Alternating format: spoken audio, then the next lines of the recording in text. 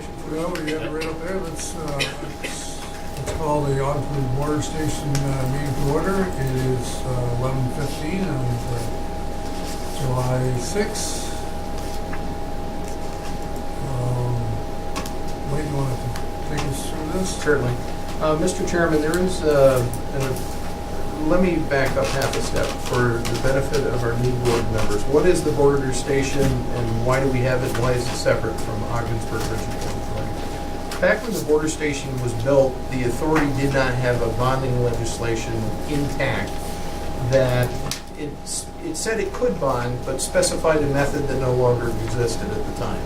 So what happened, a wholly owned subsidiary, the Ogdensburg Border Station, was created.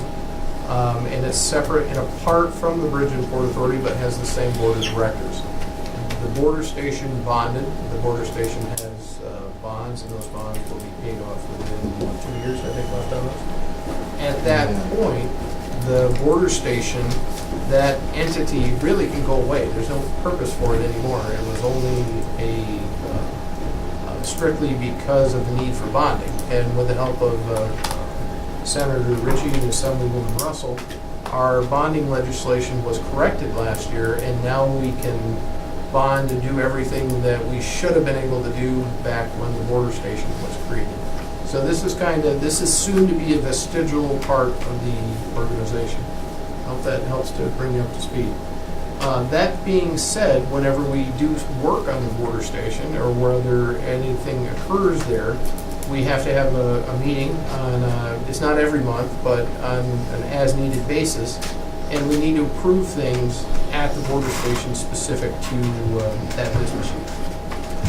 So, and the first and only item for today is approval of a contract with Dow Electric. We'll be here in just a moment while it loads. So the universal power supply at the border station needed to be replaced. We asked for it, we received bids associated with that on June 3rd, 2016. One bid was received from Dow Electric at a cost of $24,500. Given this work needs to be done at the border station, we're recommending approval. I'll move that. I'll second. Any further questions, comments? Clerk, call the roll, please. Mr. Lamacho? Yes. Mr. Loeffler? Yes. Mr. Reagan? Yes. Ms. Dalton? Yes.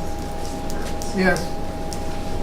Wait, I have a question that, it's not on the agenda, but whatever I want to be is, how are we going to communicate with the border station in regards to our flight schedules and, influx of bursts of times and where people come across because one of the things that's crucial for us is movement of people. They come to the border station, whatever, and you got, we'll say, 80, 90 cars, and I think the flight's leaving at 10. Here it is 8 o'clock in the morning, and they got 80 cars backed up, whatever it want to be. And so we may be fast at the terminal, but they got to get to the terminal. So what is the process that's going to happen? Well, with this that? summer, what we'll do is we'll print off the upcoming Cape Air schedule and what we know about the Allegiant schedule, and we'll meet with both the U.S. and Canadian port directors individually. Just giving them a heads up that, hey, you're going to have 177 people coming through on Tuesday that weren't there before.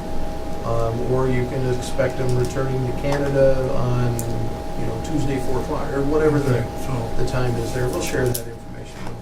Does Allegiant in their ticketing process let us know, don't you usually have to put in your passport if you're buying a ticket, if you're not an American citizen?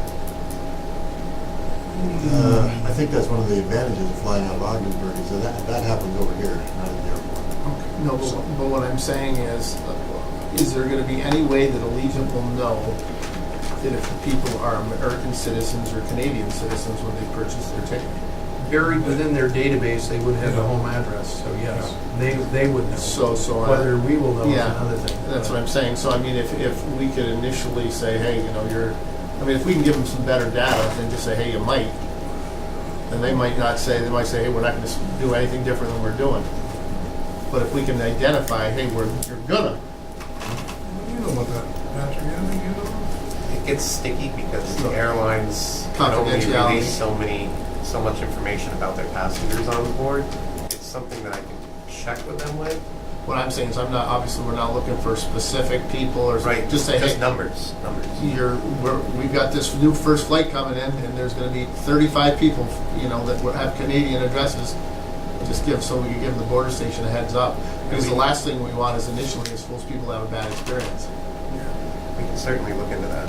It's- One of the strengths, though, is also the border crossing time. Right now, we've got an average 35-second wait time. Right. But again, you start putting 177 people in that line, then Right. If you're the You've got 170, issues. if you're the 177th, right? Now you think it's a bad experience. Exactly. Possibly. Exactly.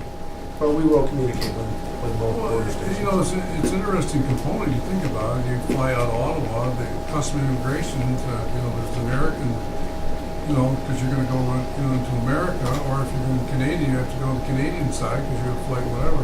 We don't have that. We have it here, at the border station, so that's that's out of our control, to do whatever we wanna do, so.